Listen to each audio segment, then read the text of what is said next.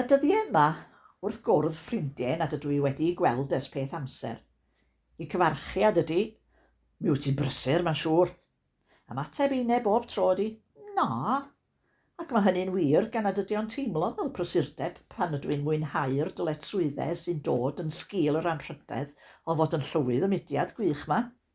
Ond wrth hel fy meddyliau a pharatoi'r eitem yma at y wawr, dwi'n sylweddoli gymaint o achlysuron sydd wedi dod i'm rhan, ac sydd wedi trefnu i'r dyfodol. Fe gychwynodd wythnos gyntaf 2024 gydag ymweliad â changen dyffryn ceiriog, gan i mi fethu mynd i'w swperdolig oherwydd eira. Cyfrannu noson i'w rhaglen fi hi felly, a derbyn croeso cynnes gweitha'r oerni a'r rhew y tu allan. Ers hynny rydw i wedi ymuno â changen Glantwymyn, ac mae canghennau gennau'r Glyn a Blaenau Ffestiniog yn fuan yn y calendar. A treini, ychwanegwch ginio neu swper gwilddewi gyda Rhiwlas Llansilyn, Corus, Rhosmeirch, Dinas Sarfon a Llanymddyfri, heb sôn am un mowddwy lle rydw i'n aelod, ac mi fyddai wedi cael ambell siwrna i ddod i adnabod Cymru'n well. Wrth gwrs, i arbed teithio, mae'r mudiad yn trefnu sesiynau Zoom llwyddiannus iawn bob mis. Fe gafwyd noson wych yn Ionawr yng nghwmni esyllt nes Roberts de Lewis ym Mhatagonia. Roedd yn anodd credu'r rhwyddineb o sgwrsio'n fyw â hi yn hael poeth yr ariannyn 8,000 o filltiroedd i ffwrdd.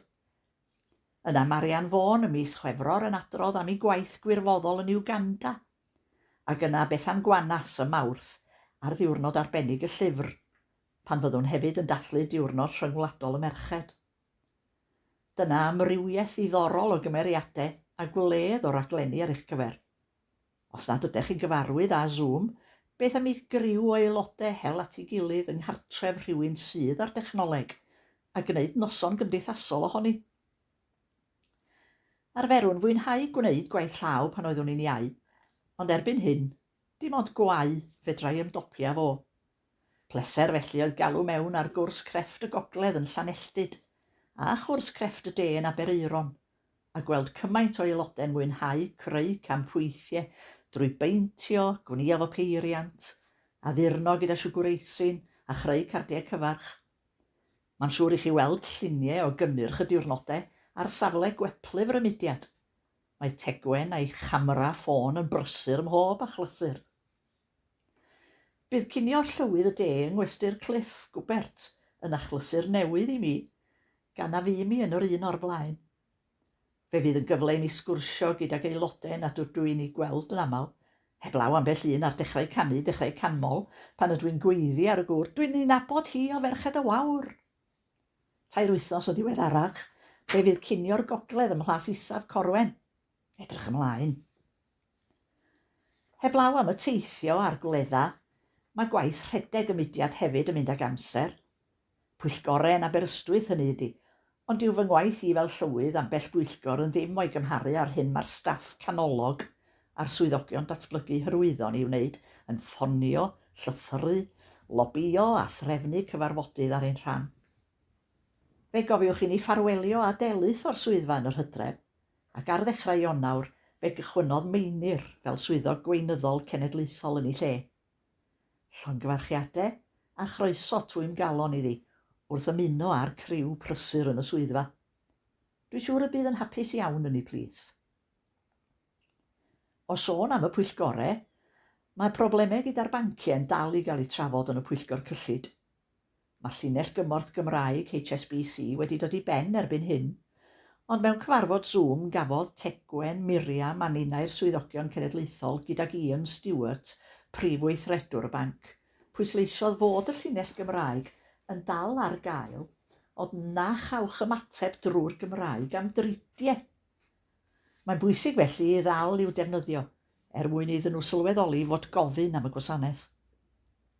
Mae dyddiad wedi ei drefnu at drafodaeth bellach ynglŷn â materion perthnasol.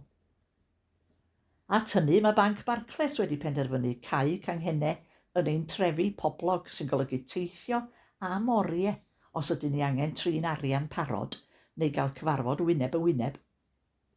Maen nhw'n ceisio i'n darbwyllo i ddefnyddio bancio ar-lein neu ymweld â swyddfa bost.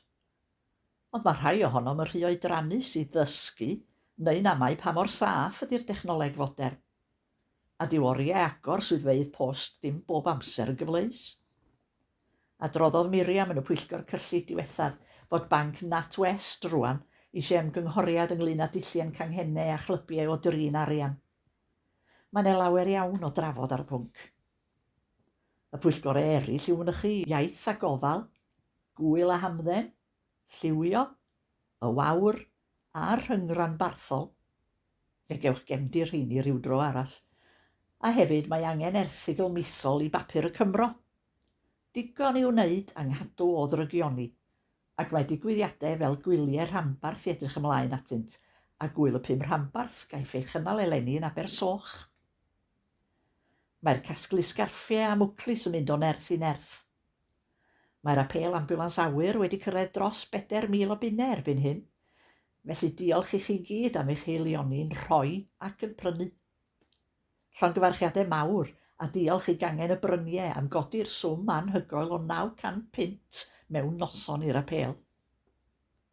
Pan fydd y rhifyn yma o'r Wawr yn eich cyrraedd, mi fyddwn yn barod at yr Llyw HAF flynyddol yma chynlleth. Mi welai chi yno.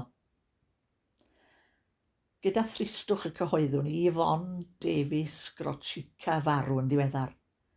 Bu'n gweithio yn y swyddfa am sawl blwyddyn.